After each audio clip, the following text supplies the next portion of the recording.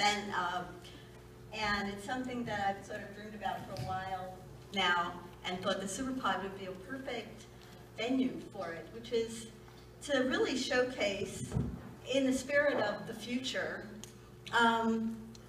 just what it means to be a scholar advocate on a personal and professional level. And we have at the table those of us who have been scholar advocates for a number of years now. We can talk about our experiences, and then we have interposed, we have younger scholar advocates who you've already met, but I'm sure have a lot to say about what it's like to be a young person, a young student, who wants to devote themselves to animal advocacy and do that within the context of their profession. So I think what we'll do is, first thing we'll do is we'll sort of go around and start, maybe each person give a 5 or 10 minute introduction to what scholar advocacy means to them. And then we can throw the session open for just Q&A, discussion, and so forth. So why don't we begin with Jeff? Okay, thanks, Lloyd. You know, I mentioned last night that I'm not a professor. I'm a medical doctor. I did write one peer-reviewed piece on the brachial plexus for requirement of residency, but after Don Brancho was killed, John Jett called me up and said, you know, we have to tell this story, and we agreed that the best way to do that was to start churning out some science. And so there was this OSHA hearing that was scheduled to be originally in February of 2011, and eventually got pushed back until September and November, I think. And that original paper that we wrote, the keto telecom paper, I don't know who's read that paper, was originally intended for peer review, but we didn't feel we had time to get it through that process before the OSHA hearing. So we, thanks to John Kilty and Colleen Gorman at the Orca Project, they posted it on their blog. I also posted it on Scribd, and I think it's got over 250,000 reads at this point. And so what we're doing now is we're taking components of that and breaking it down and looking at different aspects of killer whale physiology and the impacts of captivity. And there's stuff in the works right now that's top secret. But I'm honored to be on this, sitting up here with these people, both the youth advocates and the scientists on this panel. And I'm happy to also do a lot of work with John Jett, who's been my friend for 25 years. And so I'm honored to be here. Thank you all for coming to this table event. Appreciate it.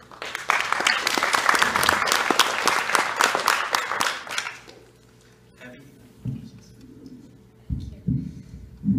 So I'd say that what scholar advocacy means to me is that really it's been a learning curve through being like in this group. And I would say that like it's been a learning process, but there's still a lot to learn. And like Alice said before, that there's so much that we can do before we even have an education, or before we're even adults or considered by a lot of people to be educated on certain things, that we have so much information at our fingertips now, and that we can be learning things, and we can still have a lot to learn, but we can still make a difference during this time. And so what I really learned is that there's never a moment where you can't do something because you don't have the right education or you're not old enough. There's always something that you can do to make a difference. And so it's really been an amazing journey for me, and I know for everyone on the Blue Freedom team, to sort of be a part of that and to learn more about that. So that's probably what's the most important thing to me.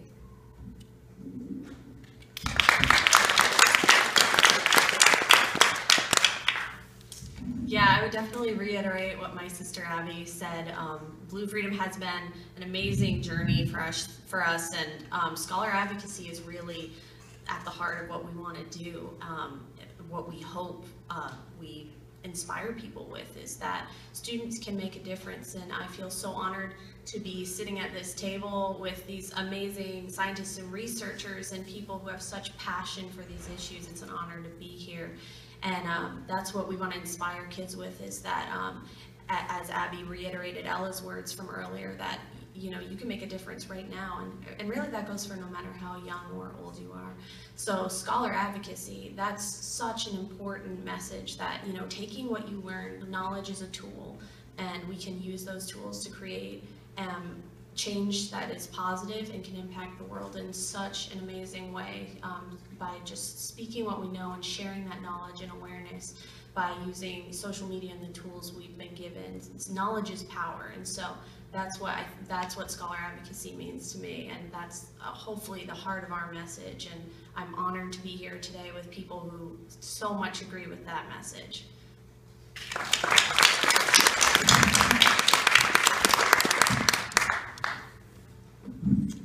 Well, there's several things I could say, but I'm going to start out just by giving you my experience as a professor at Emory University in Atlanta for 20 years. And the thing that I realized is that there really is a tradition in academia and the mainstream that you either do animal advocacy or you do science or you do something else. I taught pre-med students for 20 years. And so they were in the sciences, they were in labs, and I watched over the years, one by one, as those students who were working in labs and didn't want to do vivisection were punished. They were told, you have to use a certain kind of language. It's very much like SeaWorld, There's a language you use when you're talking about killing animals in a lab. You're not killing them, you're sacrificing them. And I saw the pressure on students who had sensitivity to animals, but who also wanted to go into the sciences. And I thought, this is incredibly unfair to say to a young person, either be a neuroscientist, or either be a medical researcher, or either be a biologist or a psychologist, or go stand on the sidewalk and be an activist, but you can't do both. And that's the message that's sent to them all the way through college into graduate school. And it's not fair, and it's not true. And so that experience led me to really try to create, it led me to create the Camella Center, which is Scholar Advocacy Center, and I thought to myself, gosh, this is a way that I can help students on a professional path who want to be neuroscientists and medical doctors and biologists and scholars in the humanities and the social sciences, and want to actually do animal advocacy. And there is a professional path that I'm not being told about, and it's what we're talking about here today. And the other thing I wanted to mention was that it's so clear, right, that you don't need a PhD in astrophysics or neuroscience to be a good advocate, but what you do need is knowledge and respect for the science. And you need to use the science. And I can't tell you how many forums I've seen people get up who are passionate advocates for this animal or that, and get completely destroyed by people in the audience who knew what they were talking about. And I thought to myself, okay, imagine if it was flipped and the people in the audience, who were all the big scientists and everything, were up there advocating for animals, and they actually could pull out a paper and say, here's the evidence. I know what I'm talking about, people. Boom. And I began to realize that scholarship, science, in whatever area, including in the arts and humanities, professionalism, mainstreaming, credentials, all of that stuff, is empowering. And no animal advocate has to be without those tools. Regardless of what you get your degree in, use science, use scholarship, use the mainstream to your advantage. It's a tool, it's empowering, and that's the way you're going to get ahead. So that's why I'm so happy to see, all here talking about this particular path forward. But that's all I'll say. Thanks. I feel like you kind of just said everything that I'm thinking for the most part, but I will try and reiterate all the thoughts that are going on in my head right now. I think that for me, one of the most important things is I've only had 1 year of experience in university, so obviously I have a long way to go in my own educational path, but in high school I did debate, which in my opinion was probably the most valuable tool that I got out of high school, period, because one of the things that it taught me as far as advocacy and scholarship and everything goes is that you should never just immediately dismiss the opposition, because as you were saying, you've seen people get up and be really passionate but then be taken down by somebody who knows what they're talking about in the opposition. And if you don't know what the person that you're trying to go up against's points or contentions are, then you're going to have a really hard time making a solid case for yourself because you don't know what you're supposed to be refuting. So that's like my one really big thing, is to don't necessarily demonize the opposition right away until you know what their argument is, so that you can come back at it with stronger points. And just my other thought was also this idea of both, you talked a lot about, I guess, activism and advocacy and scholarship and how people kind of felt like they had to choose one or the other. And for me, that's a lot of how I feel about arts or sciences. I see a lot of people, a lot of my friends having gone out of high school who have interests in all sorts of different areas, but feel as though they have to streamline into one direction or the other in order to be effective. And it's my opinion that you can do both, and that if you're able to do both, you're actually going to be more of an effective person. Because if you're an amazing scientist, but you struggle with communication, it makes it a little bit harder to make your case, and vice versa. If you're an amazing artist, but you don't have as much substance, then it just makes everything a little bit more difficult. So being able to be well-versed in everything, if you can, as much as you can, or at least exploring options that you're interested in and following what it is that you're passionate about.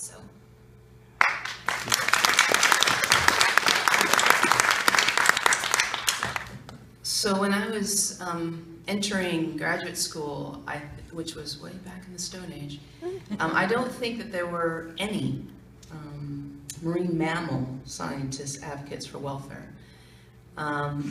This was still an issue. The public display of marine mammals was still an issue that no scientist in the marine mammal field wanted to touch with a 10-foot pole. And if you want to know why, it's pretty simple. Our science, which is very young, it's only about 60 years old, 50s, modern science. I mean, prior to the 50s, the way you studied whales and dolphins was you killed them. You cut them open. And around the 50s, actually somebody who's still alive, Sam Ridgway, founded a program with the U.S. Navy that said, you know what, we can study them in captivity. We can actually keep them alive and continue to study them. So who founded SeaWorld? Anybody? 4 guys, one of whom was Ken Norris. You know who Ken Norris is? Grandfather of our field. Okay, SeaWorld was founded by one of the foundational, grandfathers of our science, right? It's cetacean science. So the idea of coming out and opposing the public display of these animals because it wasn't good for them, because it was wrong, was just something that the marine mammal science community was not going to address. And so when I started in 1993 in this field of advocacy, I was probably one of the first scientists to come out and say captivity was wrong. And I got enormous grief for it. Lori won't even remember this, and I've never told her this story, but in 2001, she presented her paper with Diana Reese on mirror self-recognition. I was standing in the back of the room at the Marine Mammal Science Conference where they presented this paper. I was very interested in it when I saw it in the abstract book went to listen, was fascinated. First thought I had was, hey, this means really they shouldn't be in captivity because they are self-aware. I raised my hand, they called on me, Diana did anyway, called on me, and I pointed that out. I said, doesn't this sort of indicate that, do you remember this? Doesn't this sort of indicate they really oughtn't to be in captivity in the first place? And her response was, and Lori said nothing, but Diana's response was, we're not going to get into that here. Okay, and that is what I was up against from 1993. This was in 2001 that happened. One of my colleagues, the first thing he ever said to me, this is somebody I went to graduate school with, had shared beers with, in 1994, 1995, when the conference was held in Orlando. So guess who was a major co-sponsor of the conference? This is the Marine Mammal Science Conference, SeaWorld. So he came up to me. He at that point was working closely with Sam Ridgway of the Navy program, and he said, "You don't really believe all the stuff you're saying, do you?" And this was just in the hallways. This was during a coffee break, and I just looked at him and I said, "Gosh, thanks for the strong vote of confidence in my integrity." And he kind of was taken aback, and I said, "Yeah, I do believe in everything I'm saying. I wouldn't be saying it if I didn't believe in it." And that was really insulting, Ted. And so, you know, that's the kind of reaction I was getting when I started working for the Humane Society of the United States. And that was the campaign they hired me for, was to oppose the public display of whales. Killer whales, pilot whales, beluga whales, false killer whales. We weren't going to discuss the bottlenose dolphins yet. We ended up doing it anyway, but our original campaign launch was just on the larger species. And that's the reaction I got from my colleagues in the science community. I made it my job, I made it part of my job to change that attitude, because it was very clear to me that until we got some scientists who are respected in the marine mammal community to speak out about the ethics and the welfare of these animals in captivity, we were going to always be struggling. You know, I was branded a complete wackadoodle, you know, with a big W on my forehead by my colleagues in the scientific community. My advisor told a colleague, "Naomi, boy, she's just thrown her career down the drain." Just this year, I met him, well, actually in December in 2015, at the last Marine Mammal Science Conference. That same colleague and friend came up to me and he said, I was just talking to our advisor, our mutual advisor, and he said, "You know what? Naomi really did something with herself. She actually made a career out of that." Going from, God, she's thrown her career down the drain 15 years ago to, wow, she's actually done something. And congratulations to her. You didn't tell me that directly, but he told it to me through this mutual colleague. So I have made it a goal, you know, a major career goal actually, to change the ethic within the marine mammal science community. It's been a stealth campaign. And one of the ways I did it was simply by sticking to the science. And you know, most of you out there who know my work, you know that's really where I've always been coming from. I stick to the science. I have never carried a sign on the sidewalk. In fact, I had an opportunity several times and I wouldn't do it. I just said, that's not my value to this effort. You don't want SeaWorld to take a picture of me carrying a sign on the sidewalk and then just being able to say, oh, she's just an activist. And I'm not putting down activism for 1 second. I'm not putting down the public demonstration for 1 second. I'm talking, several of you have heard me say this. We have various troops within our army. We have the infantry, we have the cavalry, we have the artillery. Infantrymen don't ride horses. You know, the artillery doesn't carry rifles. They use mortars, you know, and so basically don't ask anybody who's really good at their job to do something else. Let them do their job. So I've always just stuck to the science.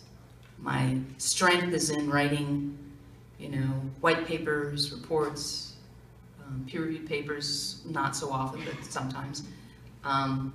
Rebuttals, oh, those are my favorite. When I get to rebut the stuff that the industry writes, that's when I'm really in my element. I'm having a way good time. So, you know, but that is what I do. You know, I stick to the data, I stick to the science, I know the science, I read the science, I go to these conferences, and then I share it with you in a way that I hope is understandable. I mean, that's Carl Sagan's thing, you know, scientists have to know how to communicate to the public, and I've tried to do that. But that is what I'm all about, is scholar advocacy.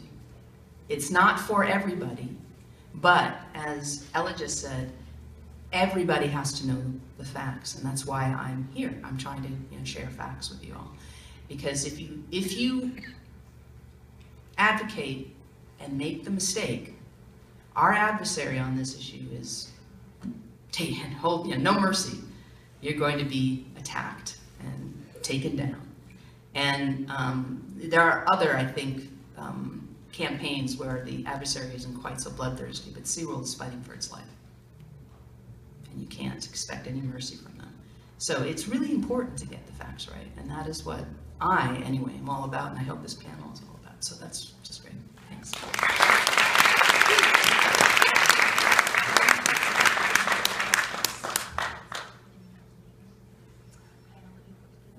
So Ingrid is asking me to tell you an anecdote, which I will. Again, this is a stealth campaign. I have been working on this for 23 years to get the marine mammal science community to change their collective opinion about the ethics of keeping these animals in captivity. All right. So I started very early on planning. I was very Machiavellian about this, planning how I was going to make it very publicly acceptable to question the status quo within the marine mammal science community. How was I going to do that? And at some point along the way, I realized one of the ways I could do it was an informal evening discussion. That was sort of a softball way to get the Society for Marine Mammalogy, which is our big professional association, that was a way to get them to sort of agree to discuss it. Not a formal panel, not a symposium. All those were way too formal. That would be way too much taking a stand. They didn't want to take a stand on this. But let's start with a softball, informal discussion in the evening, which they do occasionally. And the last time they'd done it, which is what gave me the idea, was on marine noise, which you all know is a highly controversial issue within the marine mammal science community, because who funds a whole bunch of marine mammal science? Who funds the most marine mammal science? The U.S. Navy. So to fight them on military sonar and its impacts on marine life was, you know, no small thing. So for the Society of Marine Mammalogy to have an informal evening discussion on marine noise was a big coup on the part of all of us working on the marine noise issue. Gave me the idea, this is what I want to try to do with the welfare of cetaceans in captivity. So I always go to the business meeting. I can't tell you how many people don't. It's a mistake. It's like, not voting? Are y'all gonna vote? Please vote. Because that's your opportunity to affect this professional association, is go to the business meeting and speak up. There's always other business. Raise your hand and say something at the mic. So 2 years, it's a biennial meeting, 2 years before I was hoping the time was right. So in 2011, when it was in Tampa, Don Rancho had died. I knew Death at SeaWorld was coming up. And so I went to the mic at the business meeting and I said, I would like to have an informal panel discussion about the welfare of killer whales, only killer whales, in captivity. And the then president of the society was Randy Wells, who, if you know who he is, he's a very prominent, very well-respected bottlenose dolphin researcher who also works with them in captivity, and who captures them and pulls their teeth and does some other troubling, ethically things, although, you know, you could argue that the data is really important for the conservation, blah, blah. So he's not somebody who's going to be terribly sympathetic to my position. But we've always kept our relationship collegial. So I knew who I was talking to, he knew me, and I asked that question, and I got him because he knew he was on the spot. This is not done without forethought. He said, if the local organizers of the 2013 meeting are okay with it, you can do it. I happen to know personally one of the organizers of the 2013 meeting who's totally on side. She's a New Zealander. She has no concerns about SeaWorld, etc. No, it's not Ingrid at all. It's a very well-respected field researcher who was on the org. Well, that came out wrong. That's good. Unplanned. She's a Maui's dolphin, Hector's dolphin researcher. You may or may not know her. Her name is Liz Sluten, and she was on the organizing committee. And again, I didn't do this lightly. I knew exactly, who I was going to be talking to. So I emailed her. I said, I've done this. She's like, oh, that'd be great. Yeah. Let's do that. And so in the end, this was on the agenda. Starting in February of the year the conference was going to be held, 2013. By March of 2013, I had started inviting people, and I invited SeaWorld because it was very clear to me that if I didn't, it would be biased, I would be picking favorites, I wouldn't be including all voices. I invited the woman I had been on a panel with in front of Congress, Julie Scardina. I told her to kick it up the food chain because I didn't think she'd be the woman who would do it. She did. She very politely replied, and she said, I'll kick it up the food chain. Within 2, 3, 4 weeks of that, I was made aware, I won't tell you how, I was made aware that Brad Andrews and Judy St. Ledger, who's a vet at San Diego SeaWorld, had written to the board of the Society for Marine Mammalogy to tell them to kill this panel discussion. You know Naomi Rose, she's real radical, she's biased, she's not a real scientist. It'll be so bad for the Society for Marine Mammalogy if they agree to have this panel discussion. Which, that initiated a discussion within the board of, oh my God, we can't not have it now. We'll look like we caved into SeaWorld, a special interest. Oh, those idiots, and they were actually really mad at SeaWorld for being that stupid. By telling them to not hold it because it would make the society look bad, they made it impossible for them not to have it. Now, I didn't actually plan on that, but as I have said for many, many years, some of you have heard me say it, with enemies like that, you don't need friends. So I didn't actually have to work that hard after that. It was going to happen. And in fact, in the end, Judy St. Ledger agreed to do it. She was going to be the SeaWorld representative.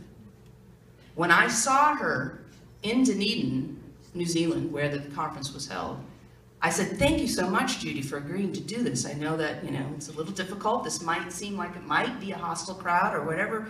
Good for you for doing this. She said, oh, well, I didn't even know about it until a couple weeks ago. When the organizing committee, made a special request for SeaWorld really needed to be represented on this panel, and I agreed to do it. I was like, oh, Judy. You just lied to my face. Yeah, I just smiled at her and I said, oh, that's great. You liar. So anyway, it was very interesting. It was an interesting discussion. Judy didn't look very good there.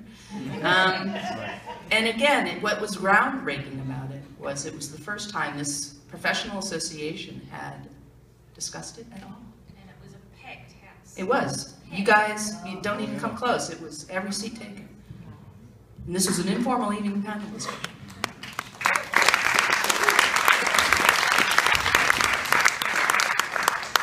Wow, it's going to be really hard to follow that. Thank you.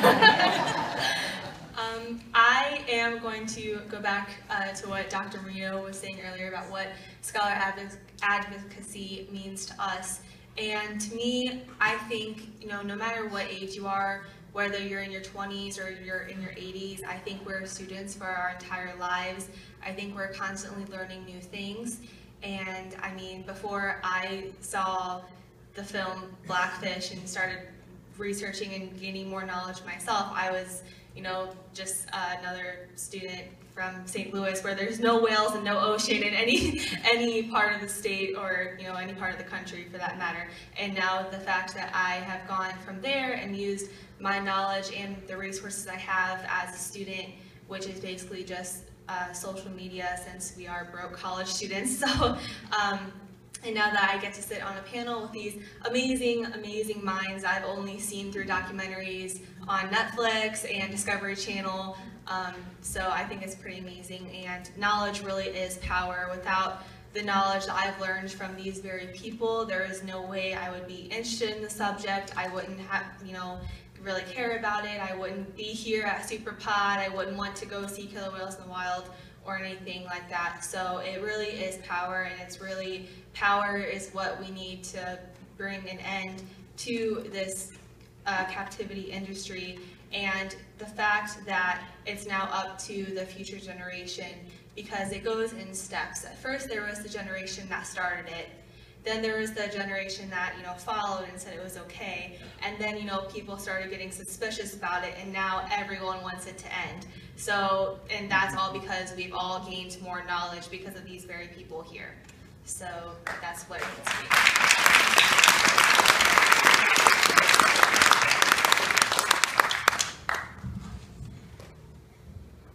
I guess that for me, I have to start from, as Laurie did, and Naomi, I guess, with where did it start for me?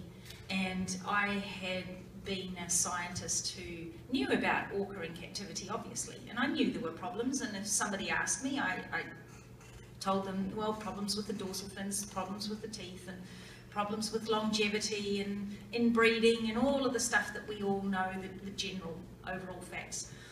And then not long after Dawn Branshaw's death, I was approached by the US government to be an expert witness for the court case.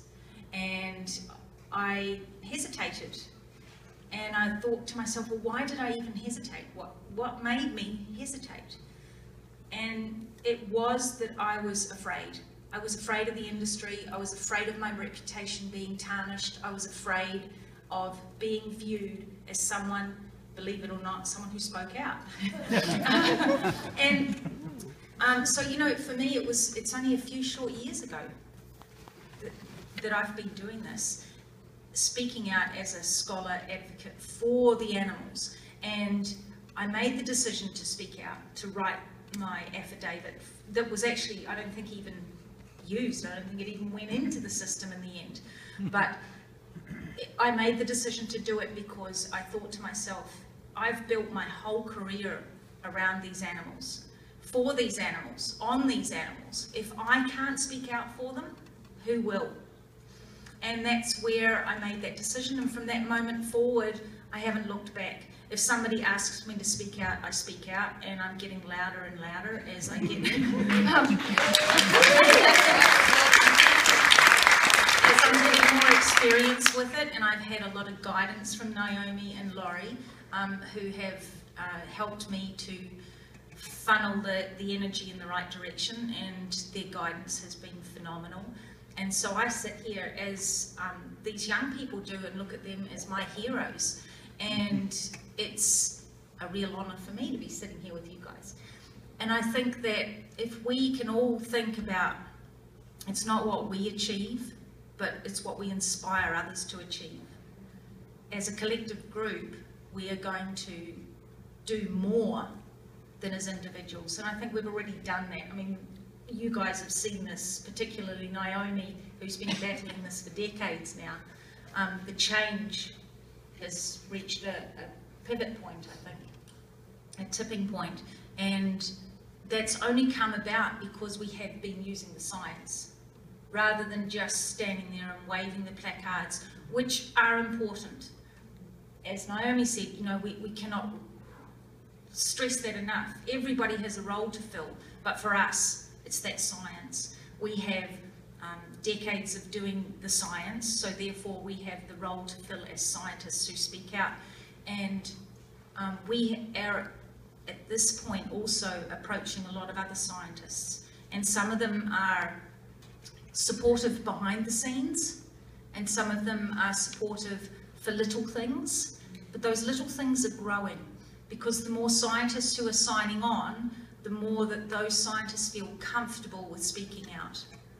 And the more that they see that scientists can have this advocacy role. And although we are vilified, I mean, I started out before the Dawn Brandshaw death, it would be in the newspaper something like Dr. Ingrid Visser, world-renowned orca scientist. And now having been tarred by SeaWorld's brush, I'm now Visser activist. And hardly ever does it say doctor, hardly ever does it say scientist in the media. And I'm actually okay with that now. But back then, that's what I was afraid of.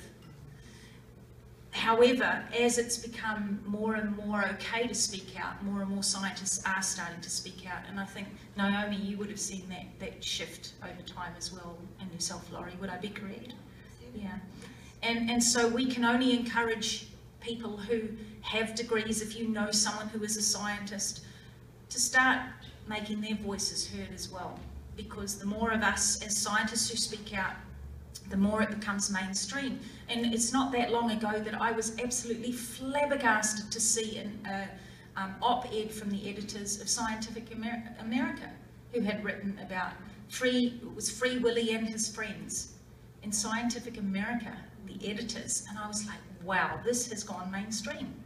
And that's where we are at, and that's because of the science. So, thank you.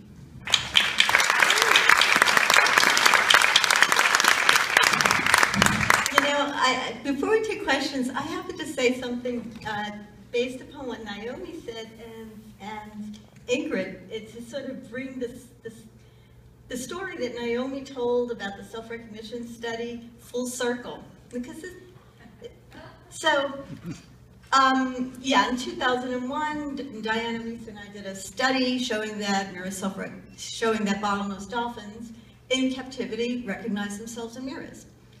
And that was a big, groundbreaking study in the sciences. And I started to get bombarded by emails from activists, and they were saying things like, well, now what are you going to do? Like, now that you know. And some of them were just downright, you know, it's like, do you want to go to heaven or hell? And I remember one in particular that I kept, and this person said, Dr. Marino, you, with all your degrees, blah, blah, blah, said, now you're going to have to make a choice. You're going to have to make a choice. And at the time, I said to myself, oh God, leave me alone. It's just a study. I want people to take it seriously. I don't want them to think that I did the study because I want animals out of captivity. I stayed quiet, and that's why I didn't say anything. I stayed quiet for a little while, just a little while. And then a couple of things happened. The two dolphins that we worked with, who were at the New York Aquarium, were transferred to other facilities, and they died. They died of diseases that they got because they were in captivity, infections and so forth. That hit me very hard. And then Diana Reese sent me a film about Tai Chi. And I looked at that, and I said to him, and just like what Naomi said when she realized she didn't have a choice, no choice. It's not like I said, let me see if I can bring advocacy into my curriculum vitae. No, it wasn't like that. It was exactly what Ingrid said. I spent years, I have a kabillion peer-reviewed scientific papers. I don't need one more. But I built a pretty great academic career on studying these animals. And now I'm faced with the situation of, what do I do about it? And there was no doubt in my mind that what I had to do, it wasn't a choice, was to use my training and to use everything that my academic career brought me in the service of these animals and to help them. And so that was a watershed moment, and I never looked back after that. So I just sort of wanted to bring it full circle, sort of showing how all of our stories are interconnected, interrelated. We all have times when, you know, we kind of know what's right, but there's a time when you just know this is it, and I'm not looking back. And so that's, you know, what it's been for the past 14, 15 years now.